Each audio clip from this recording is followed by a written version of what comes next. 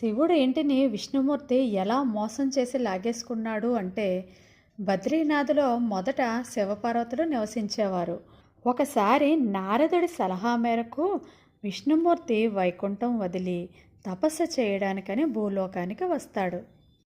ఆ మహావిష్ణువు భూలోకానికి వచ్చి బద్రీనాథులోని తపస్సు చేస్తాడు. అక్కడ ఉన్న శివపార్వతుల నివాసాన్ని చూసి విష్ణుమూర్తి ఆ ఇంటిని ఎలాగైనా స్వాధీనం చేసుకోవాలని అనుకుంటాడు. వెంటనే విష్ణుమూర్తి ఒక చిన్న పిల్లాడిలా మారి గట్టి గట్టిగా ఏడుస్తాడు. ఇంతలో అక్కడికి వచ్చిన శివపార్వతులు ఆ పిల్లవాడు ఏడవడం చూస్తారు. పార్వతీదేవి మాతృభావంతో ఆ పిల్లవాడిని ఎత్తుకోబోతుంది.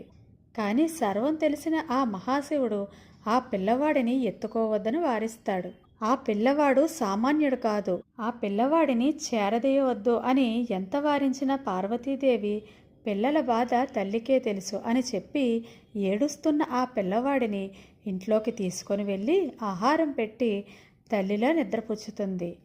కానీ మరుసటి రోజు శివపార్వతుల ఇద్దరూ లోక సంరక్షణ కోసం భూలోకం మొత్తం సంచరించి ఇంటికి వచ్చేసరికి ఇంటి తలుపులు లోపల నుంచి గడియపెట్టి ఉంటుంది. ఎంత తలుపులు కొట్టి తలుపులు తీయమన్నా ఆ మహావిష్ణువు తలుపులు తీయడు.